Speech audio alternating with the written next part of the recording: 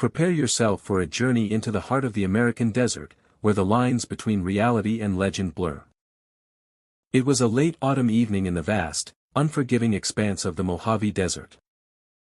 The sun had long dipped below the horizon, painting the sky in remnants of fiery oranges and deep purples, quickly giving way to an inky blackness punctuated by a brilliant, cold canopy of stars. A biting wind, carrying the fine dust of the plains, whipped tumbleweeds across the deserted asphalt of the historic Route 66. Our subject is Elias Thorne, a man who found purpose in perpetual motion, a drifter by choice and a photographer by trade.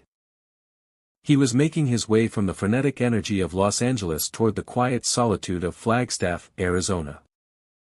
His vintage Ford pickup, affectionately named O.L. Bessie, rumbled steadily, its single headlight beam cutting a lonely path through the gloom. The air was thick with the distinct scent of dry earth and distant sagebrush, a fragrance that speaks only of the American Southwest. The solitude here was so profound, so absolute, it felt almost tangible, like a heavy blanket draped over the landscape. Elias had always sought this kind of isolation, believing that in the emptiness of the road, the truest stories revealed themselves. He was about to discover that some stories choose their teller, regardless of belief. Miles from the nearest flickering neon sign or sign of habitation, a solitary figure materialized from the roadside darkness. A young woman, appearing to be in her early 20s, stood beneath the pale, silent glow of the half-moon, her thumb extended in the universal sign of the transient. She wore a simple, light-colored dress that seemed utterly ill-suited for the desert's rapidly descending chill, and a worn canvas backpack rested at her feet. She was not panhandling, she simply stood with a stillness that suggested deep exhaustion. Elias, despite a seasoned traveler's usual wariness of late-night stops, felt an inexplicable, powerful pull, a sense of obligation he couldn't rationalize. Her face, framed by dark, wind-swept hair, seemed to hold a quiet, profound desperation, an emotion too raw for her exposed surroundings.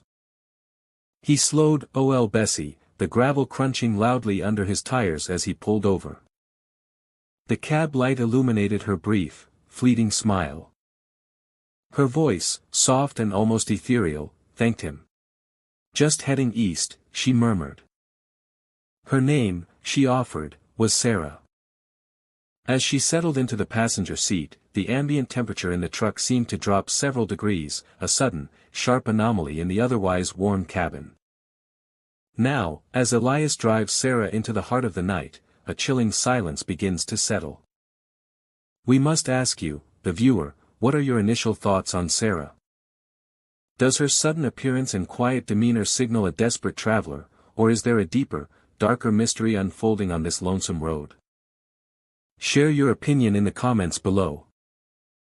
As the truck continued its steady march into the deep hours of the night, Elias tried to establish a connection, but Sarah was elusive. She offered only clipped, almost mechanical responses to his attempts at conversation, as if her mind were fixed on a point far ahead or perhaps far behind them. What struck Elias most was her behavior. She kept glancing repeatedly at the rearview mirror, her dark eyes wide with a strange, recurring unease, as though expecting a shadow to appear in the truck's wake. The landscape outside remained a monotonous, endless canvas of shadowed rock formations and sparse, stubborn vegetation. Despite the heater humming faithfully, the unsettling chill that arrived with Sarah persisted. Finally, she broke her silence. Her voice was barely a whisper, laced with an undeniable, profound sadness. She recounted fragments of a journey she'd been on for what felt like an eternity, searching, she said, for a place she couldn't quite name, a forgotten home, a moment in time she couldn't escape. Her words were disjointed, talking about things that sounded like decades-old tragedies and roads long gone. We are deeply grateful that you have stayed with us for this compelling, unfolding mystery. Your attention means everything to us at Backpacker Stories. Hold tight, because the best, and perhaps the most unbelievable, part of Elias and Sarah's desert encounter is still ahead. The journey plunged further into the cold, silent depths of the night. Fatigue was beginning to weigh heavily on Elias. He rubbed his eyes and, wanting to be courteous, glanced over to check on Sarah, offering her a thermos of hot coffee he kept on the floor. But the passenger seat was empty. His heart immediately hammered against his ribs. He gripped the wheel, momentarily paralyzed by disbelief. Had she jumped out? The notion was absurd. They were traveling at highway speed on a desolate road with nowhere to hide, miles from any structure. He slammed on the brakes. Bessie skidded dramatically before lurching to a stop on the shoulder. He called her name, Sarah. Sarah. His voice swallowed instantly by the oppressive silence of the desert night. Only the whistling of the wind, now sounding mocking, answered him. Elias grabbed his heavy-duty flashlight and searched frantically. He scanned the asphalt, the immediate roadside, the sparse brush. There was no trace of her. No footprints, no sound of running, no sign of anyone ever having been there at all. It was as if the desert had simply opened up and swallowed her whole. A knot of pure dread tightened in his stomach. He returned to the truck, his hands shaking, and that's when he saw it. Resting neatly on the passenger seat where she had sat was a small, faded silver locket, engraved with the initials SM and the date 1968. Shaken to his core, Elias abandoned the search and drove the remaining few miles to the next recognizable landmark, a rundown, blinking gas station and diner called Dust Devil's Stop. He recounted his bizarre, chilling experience to the lone attendant, an old man with a face as weathered as the rock formations outside, his eyes carrying the distant gaze of someone who had seen too much desert sun and too many strange occurrences. The attendant, without showing a flicker of surprise, listened patiently until Elias was finished. He simply nodded slowly, his gaze drifting toward the inky black road outside. Seen it before, he rasped, his voice sounding like dry leaves rustling.